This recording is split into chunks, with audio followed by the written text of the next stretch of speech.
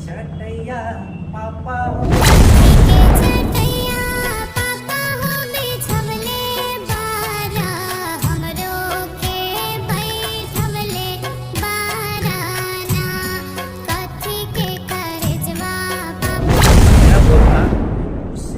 चटैया।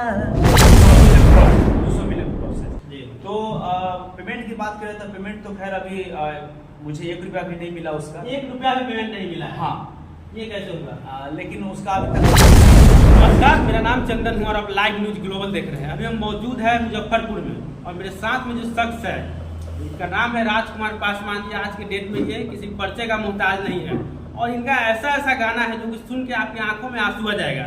और इनका गाना हर एक शादी में बजता है, चाहे वो टाउन का शादी हो चाहे देहात का शादी, जहाँ कहीं भी हो। श्रद्धा सिन्हा का जिस तरह से गाना बजता है उस तरह ठीक इनका भी गाना बहुत ही धूमधाम से इनका गाना समझिए तहलका मचाता है। और ऐसा ऐसा गाना है, गाना सुनने के बाद आपकी आंखों में आंसू आ जाएगा, आप सही से सुन लीजिएगा। तो आज उनसे मिलने आए हैं और उनसे मिलते हैं, बात करते हैं। सबसे पहले स्वागत है सर। जी नमस्कार, आपका भी स्वागत है। अच्छा, आपका गाना है कथी के चटैया पापा हो बिछौले बारा, ये हर शादी ब्याह में बजता है, बजना तय। ऐसा लगता है जब गाना बजता है तो लगता है रियल में कि शादी ब्याह हो रहा है। तो ये गाना आप ही गाए हुए हैं ना? जी, वो गाना एक्चुअली उसका नाम पूरा है पापा घर पढ़ाया वाला और वो फौक मस्ती इंटरटेनमेंट चैनल से आया था। जो कि हमको जहाँ तक लगता है कि शारदा सिन्हा जी के बाद वो मेरा ही गाना था। शादी का दौर का गाना जो था सो लगभग रुक चुका था नहीं। तो लगभग 2018 में वो गाना मेरा आया था, पापा घर पढ़ाया वाला। उस समय से उस गाने का काफ़ी लोगों ने काफ़ी नकल भी किया, लेकिन आज भी वो गाना मेरा ही बजता है हर जगह। लगभग 166 मिलियन क्रॉस कर चुका है। 166 मिलियन क्रॉस कर चुका है। उसमें काजल श्री जी हैं साथ में। जी, उसमें अच्छी गायिका है काजल श्री। काजल श्री भी हमारे साथ भाई हैं।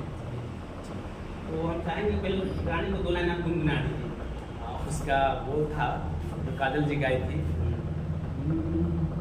कथी की चटैया पापा हो बिछौले बारा, हमरो के बैठौले बारा। और मेरा बोल था उसके चटैया पेटी है बिछौले बानी, तोरो के बैठौले बानी है।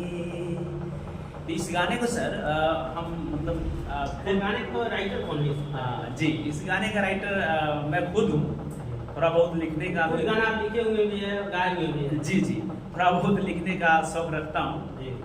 इस गाने को लिखने में मुझे लगभग उस समय बात करें तो लगभग 3 महीना करीब हमको लगा था इस गाने को लिखने। एक गाने को लिखने में 3 महीना लग गया? जी। आज के डेट में लोग एक दिन में एक फिल्म लिख देता है, एक शॉर्ट मूवी लिख दे रहा है, और आपको 3 महीना लग गया है गाना को लिखने में। ये एक्चुअली बात ऐसा था ना, वो गाने को तो हमने 5 मिनट में ही लिख दिया था। जब शुरू किया था मात्र 5 मिनट हमको लगा था, गाना लिख के हटा दिया। लेकिन हमको कहीं न कहीं जो शब्द मैंने लिखा था वो हमको लग रहा था कि इससे और कुछ अच्छा होना चाहिए जो पब्लिक को अच्छा लगे। और हमने उसको काफ़ी रिसर्च किया, काफ़ी सोचा उस पर, और सोचते सोचते मैंने उस गाने को लगभग 50-60 बार लिखा होगा।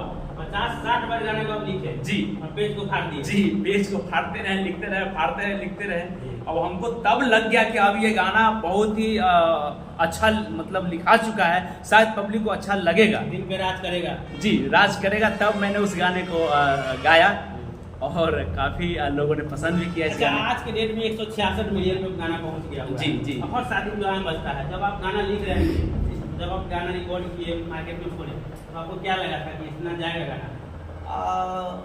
एक्चुअली विश्वास तो नहीं था। विश्वास नहीं था? हाँ, विश्वास इसलिए नहीं था कि आज के डेट में जहाँ हर तरफ अश्लील गाना बज रहे हैं, हाँ, बज रहे हैं, हाँ, आपको भरोसा नहीं था कि मेरा गाना? हाँ, भरोसा बिल्कुल नहीं था, क्योंकि अभी हर जगह जहाँ भी देखते हैं अश्लील का जमाना चल रहा है, उस समय भी चल रहा था।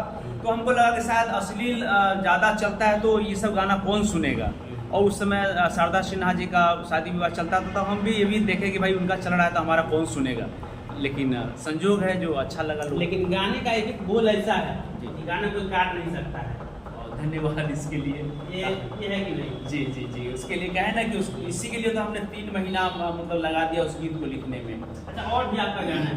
और भी जी बहुत है, हम बात चाहे 2-3 लाइन उसका भी गुनगुना दीजिए, जो श्रोता देख रहे हैं। जी, ये गाना है मेरा